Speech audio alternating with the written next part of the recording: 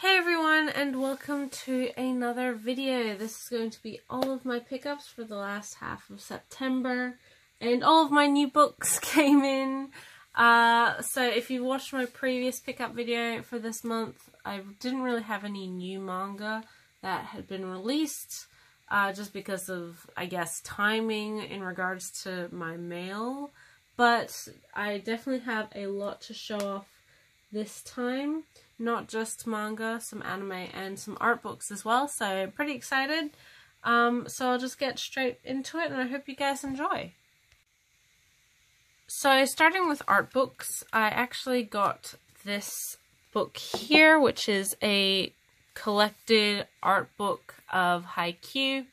It's the same trim size as a pretty typical Japanese volume of the series, so if you were in Japan and you were buying these books, it would match pretty much perfectly with your typical tankobon release.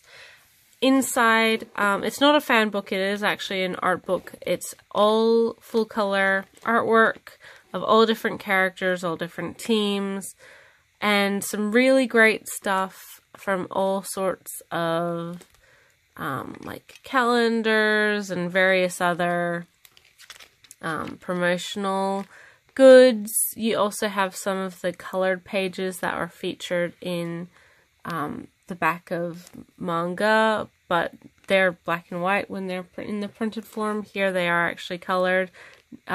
Nominally the actual parody film covers. I'll see if I can get to them, but really love this book. I'm a huge fan of Haikyuu, as I think most people know, so if you are a fan of this sort of thing, I would recommend you buy it. And it's just a couple like black and white pages at the back. Here we go, like this sort of fake parody movie poster collection. Really great book, definite pickup if you are someone who gets art books and you are a fan of the series. Some wonderful pieces of art in this little book. So yeah, I would definitely recommend it. It's also quite cheap, similarly to the Tokyo Ghoul art book that was released in Japan. Same trim size, similar price, I think between 600 and 900 yen. Somewhere along those lines. So it is pretty cheap to pick up if you were wanting to get this. Next for art books is one I actually learnt of just recently, and this is Yuki Kamitani's art book for their series Nabari no O. I can't quite fit it all in frame, but typical A4 format, and this is a hardcover release. My copy is secondhand, so it's a little bit beat up on the corners, as you can see. It actually has a dust jacket, so you can see it's hardcover underneath. And this is a fairly old book now. I think it was initially released in 2008, so 10 years old at this point, and I don't think it collects artwork from the entirety of the series, just because Nabari no O was still ongoing when this book came out, so it doesn't have everything, but I think it's the only art book that the series has gotten, and I do really like it a lot. I think the evolution of the artist, you can really see how their art improved over time with this book. And some really lovely character art in this one. I really love this one in particular. This whole part of the story, the manga, reminds me a lot of Night on the Galactic Railroad for various reasons. And I don't think it's a coincidence that it's very evocative of that, so yeah, some just beautiful pieces in this one.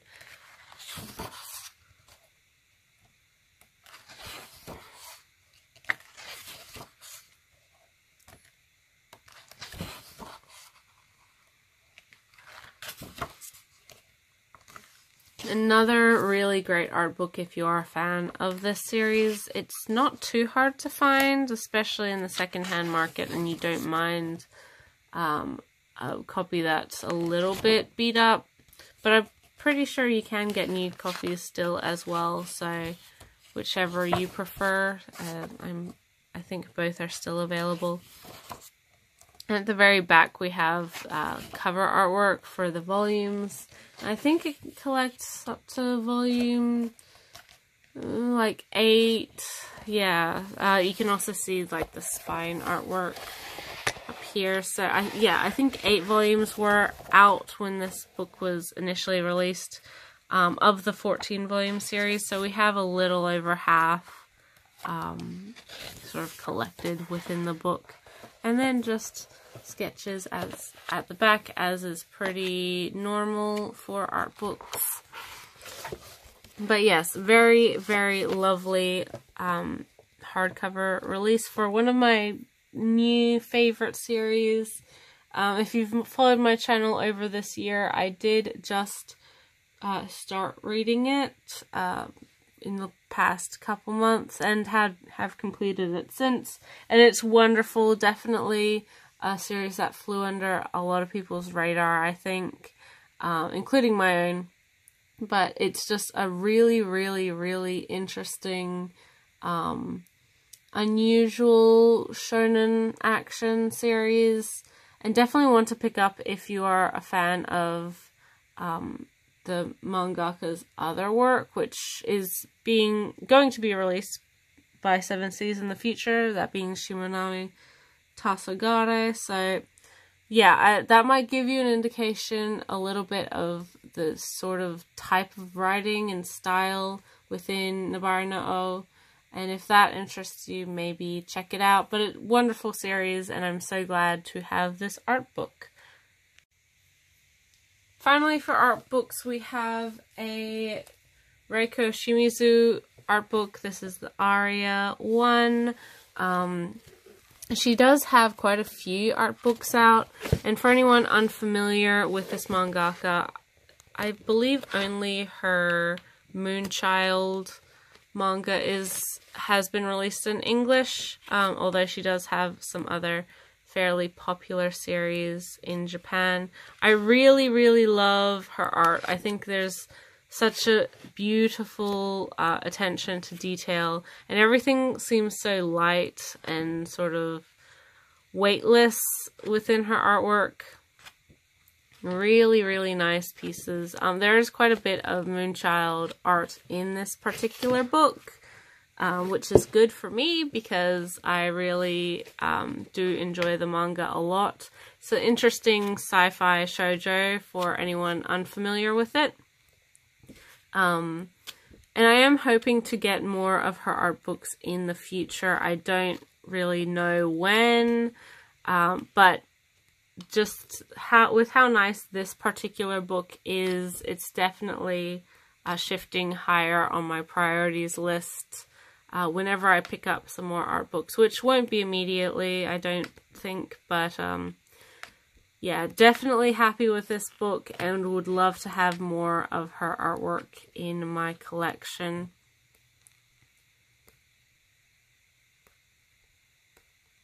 And again, this is an older book as well. I believe it collects things all the way up to 1990. So a lot of her 80s work here. So obviously sort of older fan stuff. But yes, beautiful, beautiful release, and highly recommended to anyone who has an interest in art books or enjoys this particular mangaka. Next we have some anime, mostly stuff that I've bought as a standard edition to replace limited edition things from my collection. So the titles I'm not too fussed about owning like a special box set for. I either downgraded or just purchased it for the first time. The first one being Durarara 10, or part 2 of season 2. So if you're not familiar with how this anime was structured. It had a 24, 26 episode season 1, and then when season 2 came out many years later, I think 5 or 8 years later, it was broken into 3 12 episode arcs, which had sort of a delayed broadcasting. So they'd air 12 episodes, have a season break, I believe, and then air the next 12 episodes, have a break, and then air the next 12 episodes. So each arc or each part is sort of self-contained, which I think does help with the structure of this anime a lot, because there are so many characters, so many things going on concurrently throughout the series that if you are given too much too quickly, you do get sort of confused and, you know, bogged down with just everything else. I do have the first part of this in the Aniplex America release, which are 2 like 6 episode half sets, I guess. This is just the standard Australian release, which collects the 12 episodes without the OVA episode. I am hoping to get the Aniplex of America release someday in the future. Maybe if holiday sales put it down to a more palatable price, because currently the prices for the half season sets are just too much for me. But this does contain, you know, actually important episodes, and so still a little bit more for me to collect, for me to say I'm finished with the series. But I have seen it. I did watch it while it was simulcast, and although I do think Durara is probably the more well-known of Naruta's works, or at least it used to be, especially when the first season came out, I personally enjoy Baccano a lot more. But I think that's more to do with the setting and sort of how much more Naruto goes with sort of the creativity in that, rather than Durara. I find is, because it's a modern day setting and like typical like Ikebukuro or Tokyo, it's a little less engaging, especially when you have a large percentage of your main characters just being like typical high school students, or less than typical high school students, but still like teenagers. It's not as interesting, but it's still a really solid show. Glad to finally own this bit, and yeah, so I don't know when I'm getting part 3, but hopefully soon. I didn't mention with Durara, but all of these Blu-rays that I'm going to be showing off I got from Cash Converters, which is sort of like a pawn shop here, or pawn chain here in Australia.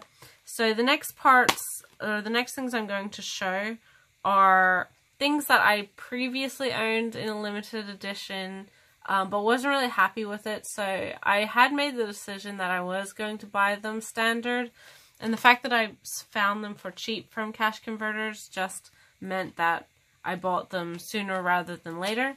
And that's My Hero Academia Season 1 and My Hero Academia Season 2 Part 1, so the first half of Season 2. Interestingly, this release of Season 1, you can tell it's not the standard release that was just recently put out here in Australia. It's actually just the Blu-ray discs from the limited edition box that obviously someone traded in or whatever. They broke down the box set and sold each part separately to sort of maximize profit. But you can tell because, one, I think, I'm not sure the standard release kept the third extras only disc Blu-ray, but also, more notably, and probably the easier way to tell, is that it doesn't have the ratings logo on the front, which is required by law here in Australia. The back also has a little less information than like the standard. See, it doesn't have like the what's going on story. It just doesn't look the same. It doesn't even have the barcode. So you know that this wasn't really meant to be sold separately from the box, but it was, and I'm not going to complain about that.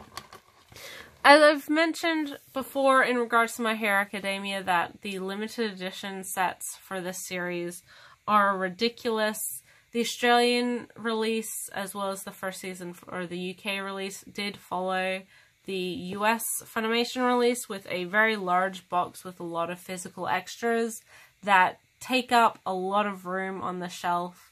I'm pretty sure I'm not the only one who was quite annoyed with this. Mainly because My Hero Academia is a very popular show. It's definitely one of the new shonen greats. And it is, at this point, getting longer and longer. The third season just ended, I think. The fourth season has been confirmed or announced. So, third season, I think, is also 25 episodes. The first season is 12 episodes. The second season is 25. Third season is also 25. I think the fourth season will probably be 25 as well. So if you were someone who wanted to buy the limited editions and continued to do so, after a while, like, your whole shelf would be nothing but My Hero Academia limited edition sets. Which is fine, but for me, who has such a large collection anyway and really tries to maximize shelf space, I don't like to dedicate entire shelves really to one, especially anime series. I don't, as many people who follow my channel probably know, I'm not a huge, like, I don't have a whole lot of long-running shonen series that I read or watch. Probably the longest in pure episode count would be the 2011 Hunter x Hunter adaptation, which I do love. Yu Hakusho, and there are quite a few shonen titles that I do enjoy reading or watching. But as a whole, I don't buy a lot of, in manga, I don't buy a lot of the longer series, One Piece, Naruto, Bleach, things like that. Just because I don't really have a nostalgia for them, I don't really have any interest in starting them, and at this point they're just far too long for me to really be motivated to start. It's the same with the One Piece anime. There's so many episodes out that I couldn't even fathom trying to start at this point. But My Hero Academia, I think, is definitely the new guard for, like, entry-level anime for new fans. And it's a really fun shonen. I think it's got some great characters. I think Bones has done a wonderful job with adaptation. And it's really interesting to see Bones being, like, responsible for the sort of new smash hit shonen Jump series. The only other shonen, like, long-running shonen they've done is Fullmetal Alchemist, both seasons of that. So obviously they do, Brotherhood especially is regarded as, like, one of the best shonen anime ever. So they do have experience, but I don't think a lot of people just think, like, Studio Bones first choice for a lot of shonen stuff. So it's nice to see how their high standards and quality marry with, like, such a fun, interesting, action-packed show or series like My Hero Academia. And I think that's why it does appeal to a lot more people.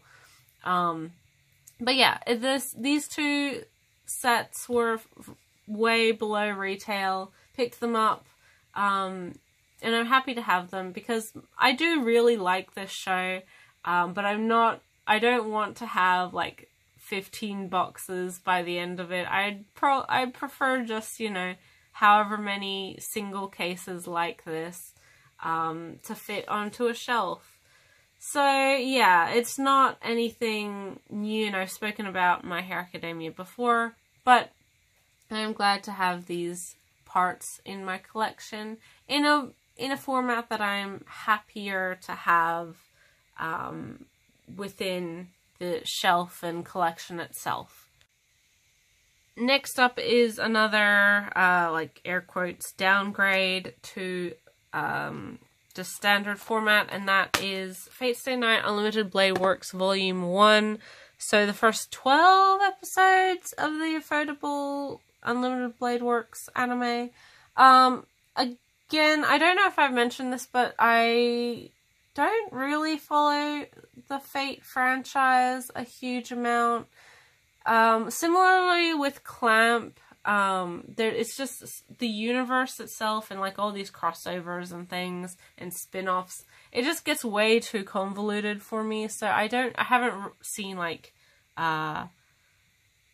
what's that, the vampire one that people are like, oh yeah, no, that never got an anime because it's just such a bad adaptation. I do own Garden of Sinners. I am hoping to rebuy, I guess, or like downgrade in the same sense as I'm downgrading with this, Fate Zero. And I've seen the 2006, like, original Fate Stay Night anime, as well as the Studio Dean Unlimited Blade Works movie. I don't own either of those, but I am hoping to buy Fate Zero and the rest of Fate Stay Night Unlimited Blade Works, and I am hoping to also get the Heaven's Feel films. I saw the first one in cinema earlier in the year. I can appreciate Fate for what it is. I'm not a huge fan. I don't really care too much about any of the characters. It's fine for what it is. And I do think that for this series, the ufotable versions are the ones that most people are familiar with. And again, there's like a bajillion spin-offs, but I'm not going to worry myself over those, because with this particular release, or the ufotable franchise, I guess, you're getting somewhat of a cohesive story. If you want to really be like picky about it, you would include the 2006 Fate anime as well, but that's a pretty terrible show in my opinion, and also probably the most boring of the story arcs or whatever from the visual novel, so I don't really think it's a great loss if you skip over it, but my opinion, and obviously not everyone agrees, considering how popular Saber is as a character. But yeah, it's a very popular show. It's one that I did enjoy, for the most part. Like, these sorts of shows don't change my life, but it's something that I'd want to rewatch again, probably sometime in the future, not immediately. And it's nice just to have.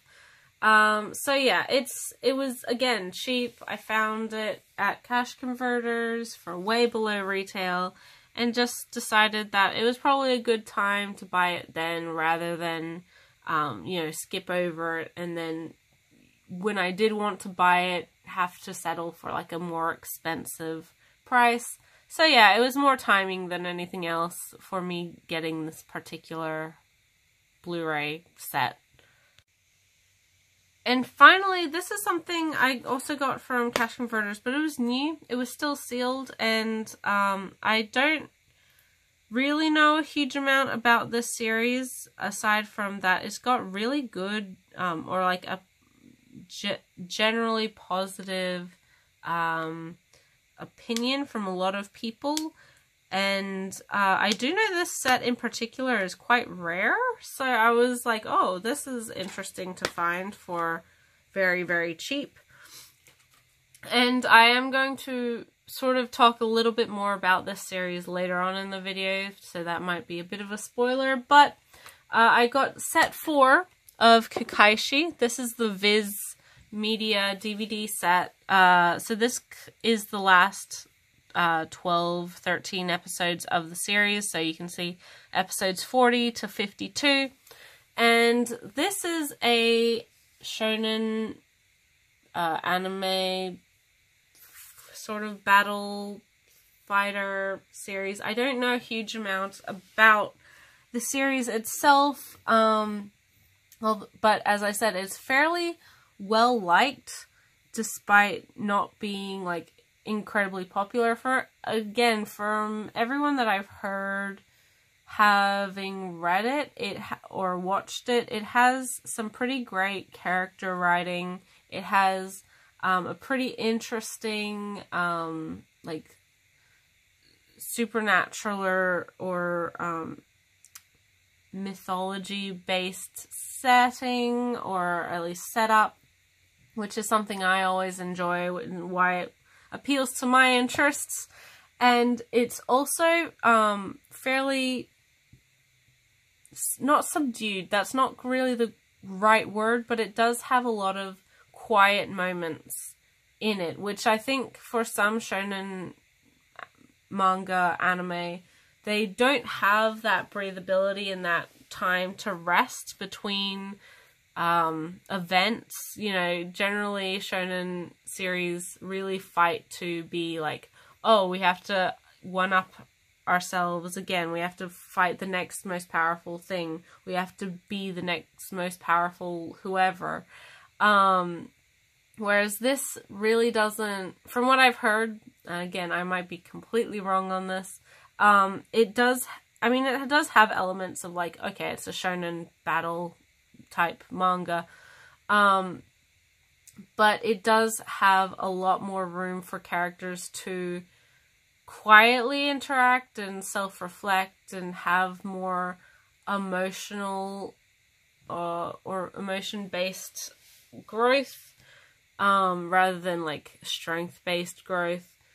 And so yeah, I don't know if I'll buy any more of this series, but if I do, then at least I have this set that is like really hard to find anywhere else. So I lucked out on that front. So going on from that and going into manga, we have the first volume of Kakaishi. I actually bought this a couple months ago, and I think I forgot to show it off, so my bad, guys. Sorry. And like I said, I didn't really know anything about this series aside from it was written and illustrated by Yellow Tanabe, who, again, I've heard really interesting stuff from her series, and Kakaishi, I think, is the only one of her series in English. And I don't know why, whether it's just my biases coming out, but I tend to find that I'm a bit more forgiving with female-written shonen. Maybe that's a terrible thing for me to admit, but it's unfortunately a little bit true. I think character writing, especially for female characters, is a little bit stronger when it's a woman writing them, at least in shonen manga. So Kakaishi, for anyone who doesn't know what this series is about, it's 35 volumes long, and it follows this kid who, he's the heir to like a Kakaishi or a border master family. So he uses sort of spiritual power to create borderlines to sort of capture and defeat Ayakashi, or like evil spirits. So it is very based in Japanese mythology, Shintoism, actual beliefs within Japan. So that, again, appeals to me. He also has a childhood friend / neighbor who is also sort of the heir to another Kakaishi family, and the two families are sort of direct rivals, but the kids themselves don't really, I mean, she has issues with him, but not being as serious as he should be about his job. But they don't have any like real hatred for each other. They are they do first and foremost care about each other. I find it quite nice that our main character has sort of hopes and dreams outside of his profession, I guess you could call it, and pretty non-standard ones for shonen protagonists. He wants to be I guess a patissier. He wants to be a baker. He wants to make castles out of cakes, which I think is a great dream. You go for that, mate. That's wonderful. But it's an interesting, and even because I've read this one and I've read the second volume on Kindle, and then after I finished it, I bought it because I was like, no, okay, I'm actually really liking this series. So I'm going to put some more effort into collecting it. I'm enjoying it a lot from where I am, at least at the beginning. It does have, like, pretty standard shonen structure. Oh, there's the evil spirit, we have to defeat it, because all these spirits come to their area to feed off of the spiritual energy, and then they get too powerful and they can cause trouble and hurt people, so they have to defeat them, basically, is the premise.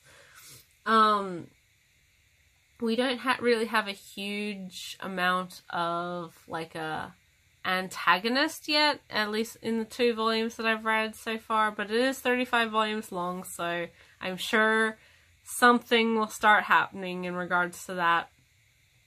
But yeah, even early on, I can see the potential for this series and how the tone and atmosphere of the writing and character reflection is tuned a bit more to a more quiet or nuanced understanding of it, which again I appreciate a lot. So I am really enjoying it. I've got some more volumes coming in the mail, not just the second one, so I'm hoping to read more. And if I like it, I'll tell you guys. If I don't like it, I'll also tell you guys. But so far, so good, and I'm happy. I found this volume in particular very, very cheap at like a secondhand bookstore. So again, opportunity, picked it up when I saw it, and I'm pleasantly surprised. I don't know if it's going to become a favorite or anything at this point, but yeah, it's good for me so far. Continuing on with Viz Manga, we have quite a lot of a certain series to show off, and that is, probably unsurprisingly, Banana Fish. I have volume 10, 11, 12, 13, 14, 15, 16, 17, 18, and finally 19, the last book in the series. So the last half of this wonderful, wonderful series. I think, I've said it before with the previous volumes. I said I was only going to buy these volumes 3 at a time, and I promise you I did. I bought them 3 at a time, but then when I got to volume 12 and I'd read them all, I bought volumes up to 15, and then before I left for Korea I bought 16 to 19, because it's so good. It's such a good series, and it's one that has a lot of cliffhangers, and you always want to know what happens next. And I didn't want to wait. And I think for some people, Banana Fish fans, this series was out of print for so long that I do think there's this frantic scramble to like buy the volumes now that they've been reprinted, before they go out of print again.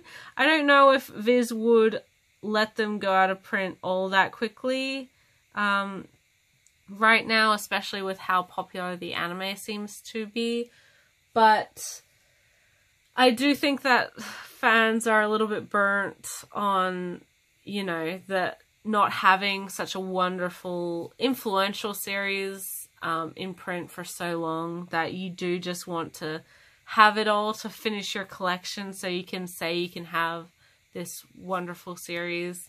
Yeah, again, this is a very popular series, especially at the moment with the new anime and with the reprints, that I can't really add anything to it that I don't think has been said before, but yeah, it's a wonderful dramatic shoujo about gang violence and situation and responsibility, and that people don't really regard as things that shoujo talk about, but historically shoujo is a very experimental demographic or genre, if you want to call it that. So personally, I think, you know, there's no argument that it is a shoujo manga. But it's just wonderful. There's certain themes covered in this series with such levity and with such respect that other series can't even compare, even when trying to cover the same topics. They just miss the mark. It's not a perfect release. I'm not going to say this is the best manga ever written. It's not. And I do think that it's a shame that Viz didn't update their translation, or at least quality check it again, because they really needed to. It needed another edit, at least. And it is, like, it's very 80s, 90s Japanese media. That it's not always the most politically correct series in regards to certain things, but for all its ills, that doesn't mean that you should skip over this manga, because it is really, really good, really important, and just, you know, something that I think most people can enjoy. Again, I'm really happy that Viz did decide to reprint this, despite the fact that they didn't fix it in any way. Mainly because it is something that fans have wanted for so many years, and I can't even imagine how many people in desperation, because you have to know that this isn't like the most popular genre or the most popular title. So usually when a shoujo, especially an older shoujo like this one, goes out of print, that's it for it. It doesn't get another reprint, no matter how popular it is.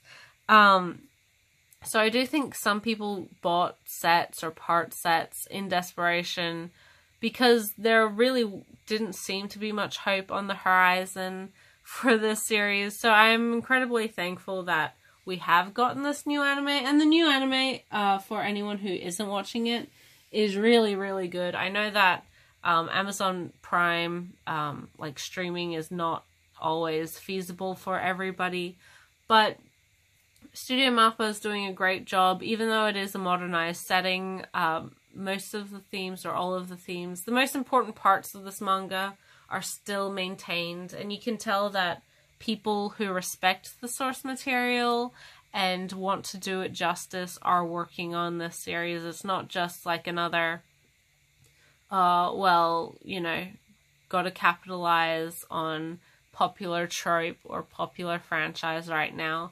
And that's something I've said about Studio Mappa before. I do think that most of, if not all of their work, are definite products of passion, or people who want to make the greatest series or shows that they can.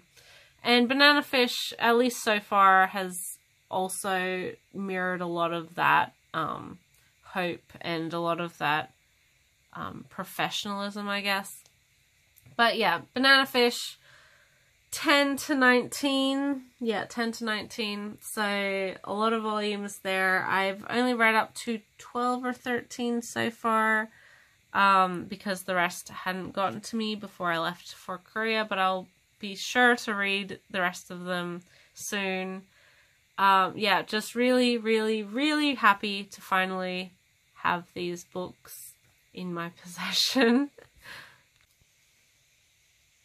Now for newer Viz stuff, and I know a lot of people are sort of boycotting showing off their volumes because of Shueisha problems, but personally I don't think I'll have an issue. I don't flip through my volumes, and also my channel isn't large enough for them to really care. And also I don't really talk about their sort of golden baby series of Weekly Shonen Jump anymore so it doesn't really faze me.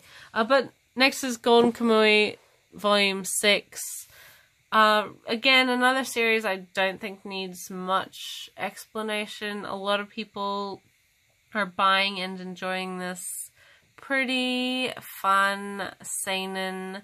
Fundamentally, it's like a revenge or redemption story, but more so than that, I think it's one of found family and sort of learning and sort of cultural experience and understanding, which is what makes it more interesting and more compelling, and the characters more likable than if it was just a straight like action, revenge, hyper-violent series. It does have elements of that. I mean, it's incredibly violent. There's a lot of sexual tones to it.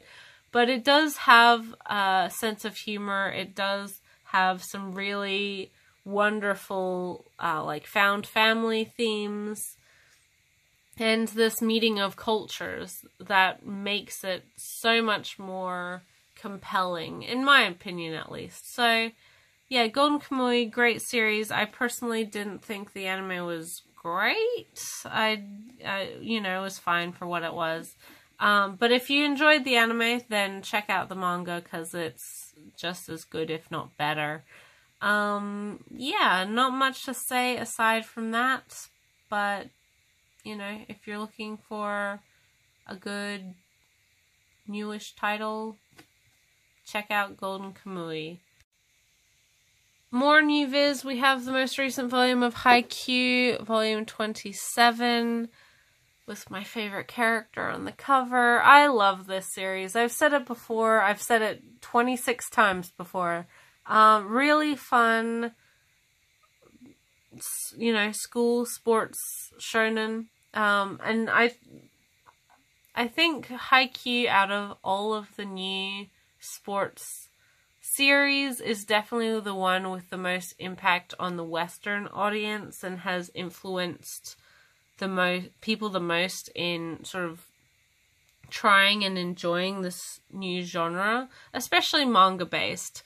Yomushi Pedal and Kuroko's Basketball also were in this like initial wave, but I don't think their impact, or their anime at least, had as much impact on fans as Haikyuu's did. And things like, you know, Free and other, like, Yuri on Ice and other sports series that don't have a manga, obviously, are just, like, relying on their own merits as an anime. So, when we're talking about, like, sports manga-based series, Haikyuu is, in my opinion, definitely the one new series, with the current, like, push within fandom and within like manga and anime communities. Season 4, I don't know if or when we'll be getting that, but if we do, that'd be nice. And it continues to be a great series. As I've said, all the times I get new volumes of this, it's got great characters and great character writing. It's really engaging, fun, intelligent, like, sports writing as well. Coming from me, who I do enjoy sports anime, but personally, like, sports are not my most favorite thing. And I think that's true for a lot of manga and anime fans. So to make something, especially not that popular sport like volleyball, so engaging for so many people, you do have to have like an engaging and smart way to write about it that people are invested. And I think Haikyuu does manage that. Yeah, again, can't really add much to it that I haven't said 26 times before. But I did mention, I think previously, and I do want to mention again, these do come out every month. I do think that translation, or at least like quality control, proofreading, copy editing, has suffered because of that, especially around volume 20 to 23, a very specific like game within those volumes, because causing errors which I think would be easy to fix in reprints. I don't know if they ever will, and I don't know if Viz is necessarily aware of them, but obviously a very popular series, obviously selling well for Viz, that they're putting out a new volume every month, but I would hope that their current system of editing and proofreading has improved, because I'd hate for a fun, really likable and very popular series like this to be marred by like a half done or not perfect translation, edited, you know, it's always a downer when that happens. From the most recent volumes, it has improved, and I think probably they became aware of the issue. Maybe not, I don't know. But yeah, great series. We'll continue to keep buying it. I think we're up to like 35 in Japan, so we're not too far behind at this point. So there's lots more to come and lots more to enjoy. And the last one for Viz is actually a Shoujo Beat title, and that is Skip Beat Volume 41, another wonderful, wonderful shoujo that I think a lot of people maybe don't know too much about. This series, even at 41 volumes, is just wonderful. The characters are, again, really likable. I find that the overall message of, like, respecting and loving yourself first and foremost is really important, especially for a series aimed at young girls, and more so than the romantic aspect, which is also really good to see, because I think a lot of people see like a Shoujo Beat title and just automatically think romance. And I'm not going to say there's no romance in this series. There is, but by the time it becomes somewhat prominent, it never takes over the story at all, ever.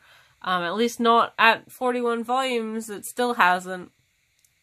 But by the point it is sort of more seriously introduced, you do care enough about the characters to want them to, you know, be happy, or you want to know what happens to them, and you want them to succeed in all of their pursuits, romantic or otherwise. So, yeah, it's really, really a little bit different than I think maybe some people might think, especially from maybe some of the covers. If you don't know anything about it, do give it a try. I avoided it for a long time, and then only really got into it with the Kickstarter, the anime Kickstarter. Watched the whole series, the whole anime series in like 3 days. Fell in love with it. I was in love with it by like episode 3, really. And then picked up the manga from there. I believe there was 36 volumes out at the time. So I'm a newer fan. I can't say I've been following this series, you know, its whole run. But it is one that I think a lot of people would enjoy if they gave it the chance. Especially if you're interested in sort of the realities of the entertainment industry and sort of the things that people go through to succeed or to, you know, one-up people. And again, there's a lot of themes about self-love and respect and putting yourself first and foremost, and sort of recovering from bad situations, and also forgiveness and these elements of redemption and trying to understand each other. And although you don't necessarily forgive people for the terrible things they've done in the past, you can later sort of empathize or understand why people have made those decisions.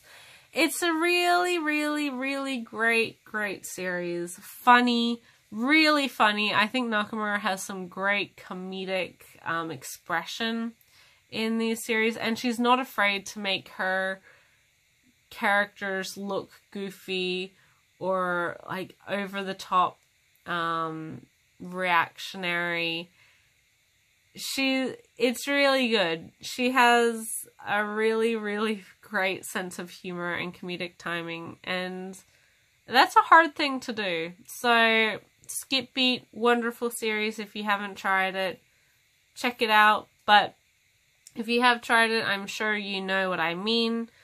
41, still more of the same, always great, always a treat getting one of these volumes.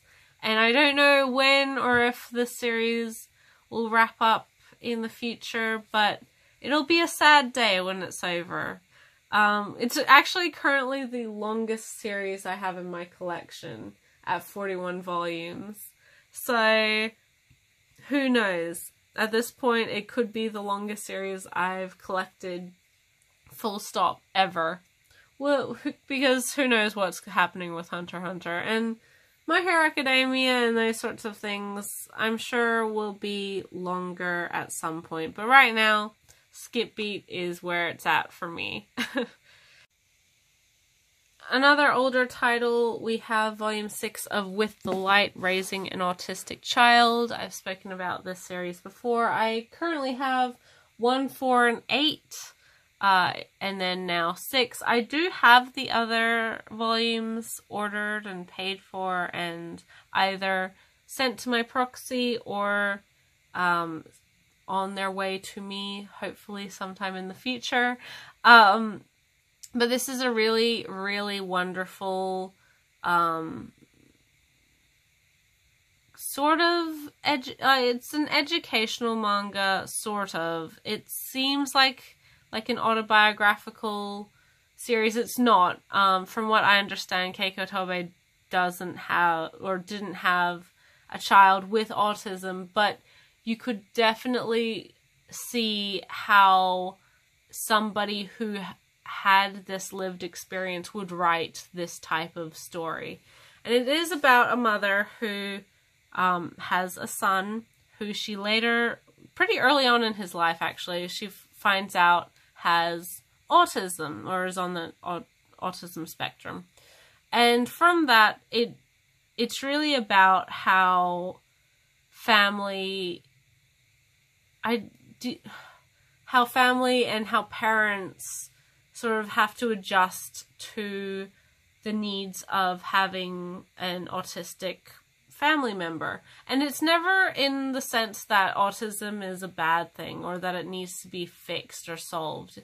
But it is, it does make you think as a parent or as a sibling or whoever, how you have to not adjust your expectations, but adjust how you interact with that person, because their specific needs are very different, and how autistic people understand the world is different from, people who aren't autistic. And I think it is really wonderful to see a series like this that does cover a fairly common thing within society now. I think a lot of people either know someone who has autism or have friends or family who have autism. It shouldn't be this social taboo that I think some people still regard it as. And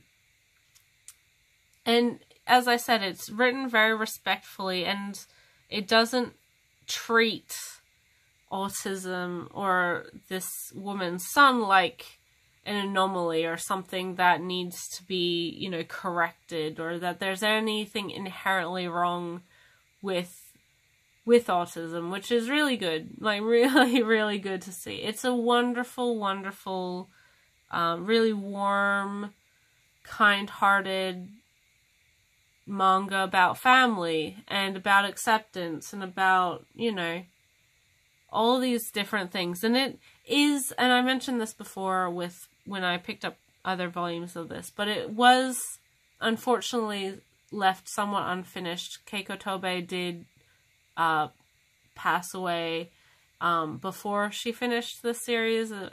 Her untimely death.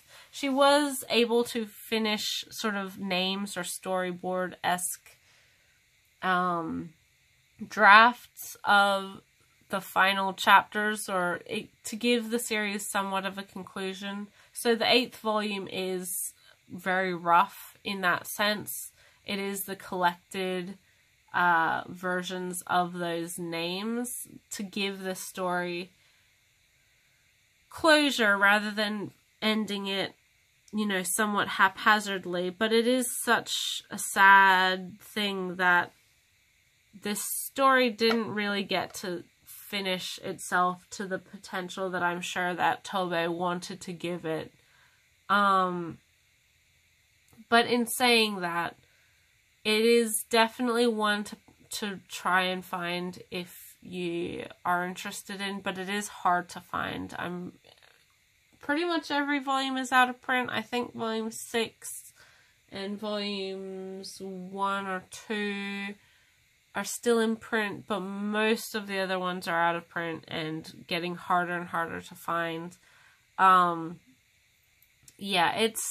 it's one that I think it's not for everyone, but if my description of it sounds interesting, maybe try and find it. I do know they have like Kindle or ebook editions, so if you don't want to shell out for very pricey hard copy or like paperbacks, check out the digital version, because it is something that deserves to be read. And it's, yeah, just very happy to have it in my collection slowly but surely. Next we have some debuts, the first one being from Seven Seas, Tomo-chan is a Girl, Volume 1. This is a 4-coma series, so sort of like Monthly Girls Nozaki-kun. I think that's the only 4-coma series I buy or follow. But this reminds me a lot of romantic comedies, including Nozaki-kun, things like Horimiya, My Little Monster, where you have 2 childhood friends, a boy and a girl. The girl has romantic feelings for her best friend, but he's too dense to really realize that she's interested in him and that she's not just one of the boys. And sort of her long-suffering attempts to try and get him to notice her as more than just like a guy friend. But at the same time, she's very tomboyish. She definitely doesn't fall into like the dainty girl category. She's very quick to retaliate and get angry and to pick fights. So on the same token, she's not really putting in any effort to make him see her in any real different way.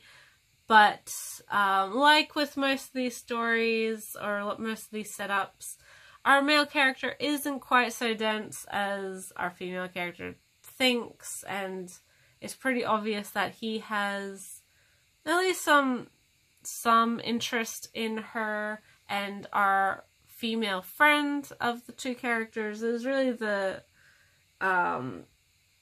she's the separate or outsider's view that can see and understand the whole situation, because the 2 in the situation can't really see what's going on in regards to the other person. It's fun, it's funny. I think this is the first of Seven Seas' shojo manga. If it's not the first, it's definitely one of the first that they've put out. It's funny. I'm hoping that we get volume 2 soon. I know this is quite popular, and a lot of people were very happy when it was licensed, so I do look forward to more.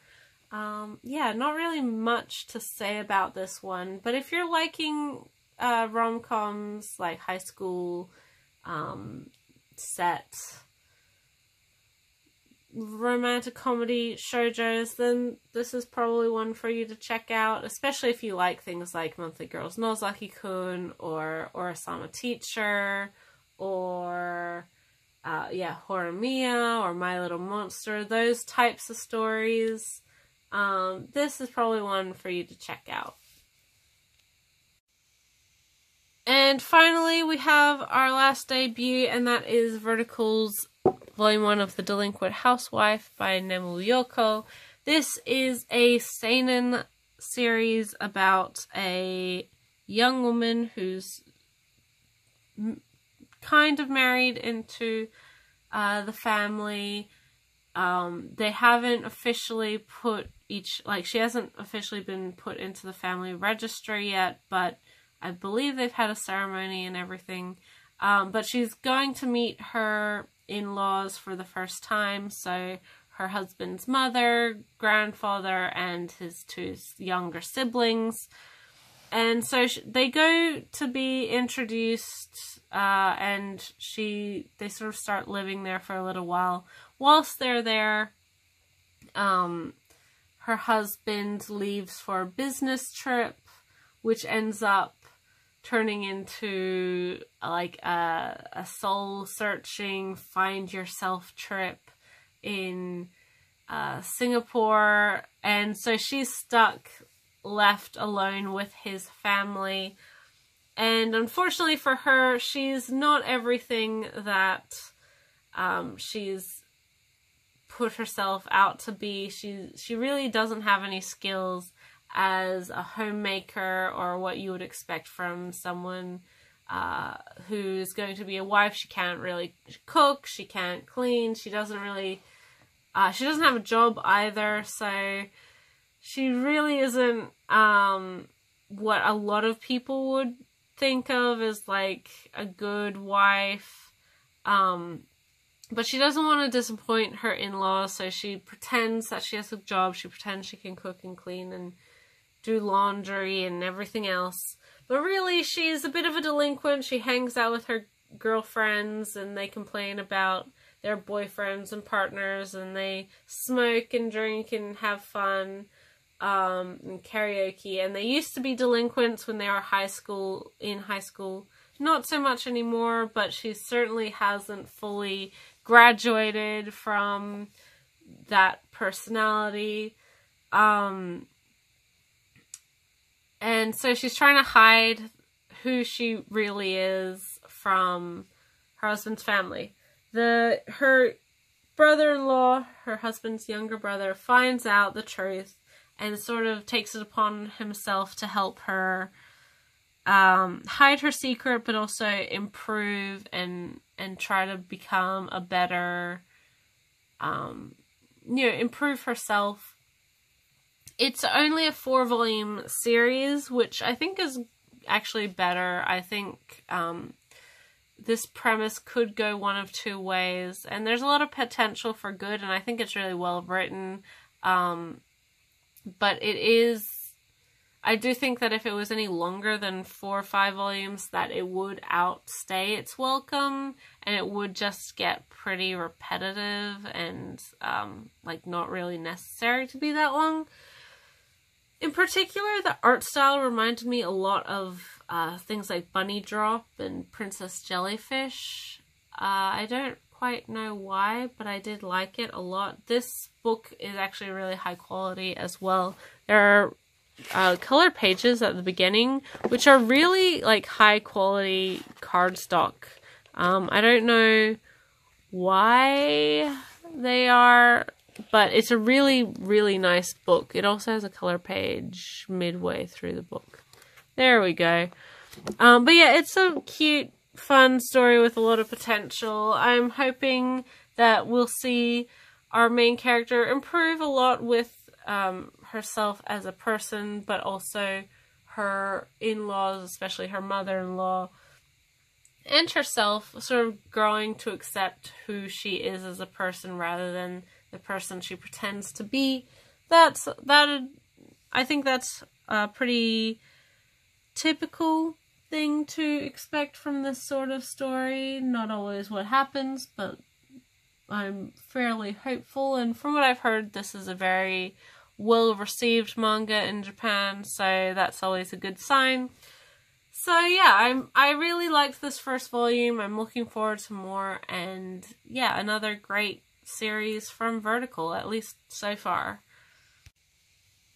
So that's everything that I got for this last half of the month. A lot more than last video, but mostly because of all of the banana fish. The other stuff, there wasn't too many more new releases or anything like that. But yes, I hope you guys enjoyed. I have just gotten back from my trip in South Korea, which was very wonderful. Only a week, but we did so many things. So yeah, I hope you guys enjoyed. I as always have in the description a link to my Book Depository affiliate link, which if you use Book Depository and you don't mind using that, it's a great website, great service. You can get pretty much any book you want, including manga, and is really the only way I can afford manga. As well as my Twitter link, so if you want to follow me on social media, I'm there. Otherwise, let me know what you think about the books and things that I got in this haul. I'd be happy to hear your opinions on titles. And yeah, I'll catch you in the next video, guys. Bye till then.